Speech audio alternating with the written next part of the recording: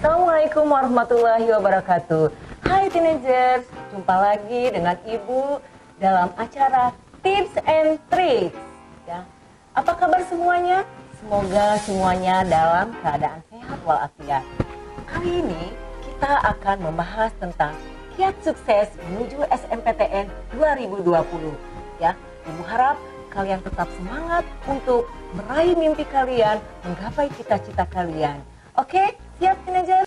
Oke, Ibu yakin menjadi sebuah impian bagi kalian yang sekarang duduk di kelas 3 SMA ataupun SMK untuk bisa melanjutkan ke perguruan tinggi negeri yang terkenal yang kalian minati sesuai dengan bidang studi yang kalian inginkan ya. Tentu untuk menggapai semua itu membutuhkan ikhtiar dari kalian, usaha kalian.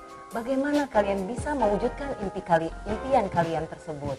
Salah satu jalur yang mudah untuk ditempuh dan sangat diinginkan oleh para pelajar adalah jalur melalui SNMPTN, yaitu seleksi nilai masuk perguruan tinggi negeri. Melalui jalur ini, kalian hanya dilihat dari nilai rapot saja, nilai rata-rata rapot dari semester 1 sampai semester 5, dengan 6 mata pelajaran di setiap satu semesternya. Misalnya, untuk SMA, jurusan IPA, berarti yang dilihat adalah nilai dari matematika, bahasa Indonesia, bahasa Inggris, fisika, kimia, dan biologi. Lalu untuk SMA jurusan IPS, nilai yang dilihat adalah matematika, bahasa Indonesia, bahasa Inggris, sosiologi, ekonomi, dan geografi. Dan untuk jurusan bahasa, nilai yang dilihat adalah matematika, bahasa Indonesia, bahasa Inggris, sastra Indonesia, antropologi, dan ilmu bahasa asing lainnya. Dan untuk siswa SMK, nilai yang dilihat adalah matematika, bahasa Indonesia, bahasa Inggris, dan nilai kompetensi kejurusan.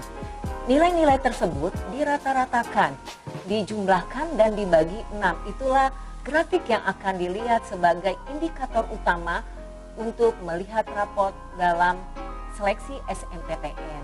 Diusahakan selama semester 1 sampai semester 5 itu grafiknya naik, walaupun misalnya naiknya cuma sedikit, yang penting dia stabil dan tidak mengalami penurunan. Dari penjelasan yang Ibu sampaikan tadi, trik dan tips yang pertama untuk tembus SNMPTN itu adalah kalian harus mencari informasi yang sebanyak-banyaknya tentang perguruan tinggi negeri yang akan kalian tuju. Biasanya, indeks sekolah pun mempengaruhi untuk penerimaan siswa-siswinya untuk memilih perguruan tinggi negeri tersebut. Selain nilai rapot, misalnya untuk akreditasi sekolah yang mempunyai akreditasi A, itu mempunyai kuota 40%, untuk akreditasi B 25%, dan untuk akreditasi C itu 5%. Nah, kalian harus jeli di sini. Kalian harus melihat nilai rata-rata kalian. Apakah di sekolah tersebut ada yang lebih tinggi atau lebih rendah atau sama nilai rata-ratanya dengan kalian. Jadi, diusahakan untuk yang tips kedua, dalam memilih jurusan, kalian harus tepat sasaran. Artinya tepat sasaran bahwa dalam satu sekolah itu tidak boleh ada siswa yang memilih jurusan yang sama. Harus berbeda supaya peluangnya bisa lebih besar.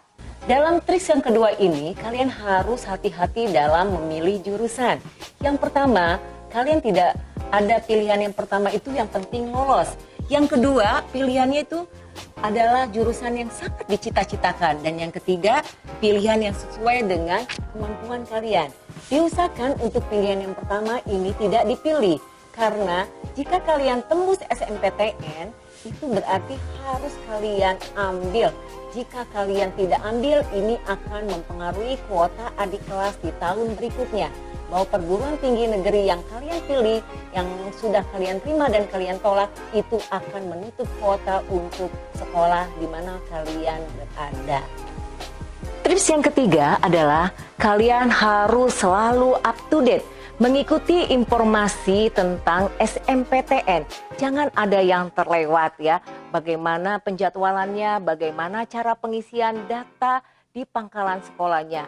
Kalian harus bekerja sama dengan pihak sekolah, meminta kepada guru BK untuk memasukkan data kalian di PDSS, pangkalan data siswa sekolah. Trik yang keempat, kalian harus cek-recek peluang dan kesempatan.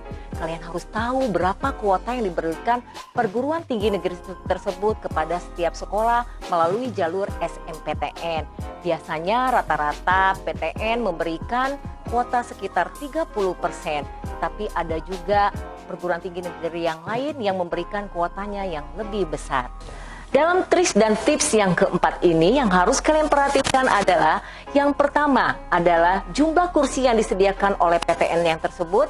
Yang kedua adalah syarat untuk masuk jurusan tersebut. Yang ketiga adalah persentase keketatan persaingan. Dan yang keempat, ketersediaan parodi untuk tahun ini di fakultas yang kalian inginkan. Tips and tricks yang kelima adalah kejar nilai dan prestasi sebelum kalian terlambat. Bagi kalian yang masih duduk di kelas 1 SMA ataupun SMK dapat mempersiapkannya dari sekarang. Tetapi bagi kalian yang sudah duduk di kelas 3, jangan khawatir. Kalian bisa menambah poin kalian untuk tembus SMPTN ini dengan mengupload atau melampirkan sebanyak-banyaknya sertifikat yang pernah kalian raih selama duduk di bangku sekolah. Oke teenagers, peluang untuk masuk SMPTN ini seperti kalian sedang bermain kartu. Jadi memang di sini banyak sekali faktor keberuntungan selain memang membutuhkan ikhtiar. Karena jejak rekam dari alumni yang sudah pernah diterima di perguruan tinggi negeri itu pun sangat mempengaruhi dalam penerimaan kuota ke perguruan tinggi negeri tersebut. Misalnya alumni yang pernah diterima di perguruan tinggi negeri tersebut atau yang sedang kuliah di perguruan tinggi negeri tersebut memberikan jejak rekor yang bagus, itu tentu akan memberikan peluang yang cukup besar terhadap sekolah asalnya. Tetapi sebaliknya, jika rekor dari alumni itu jelek, maka itu akan berpengaruh kepada kuota penerimaan mahasiswa di perguruan tinggi negeri tersebut.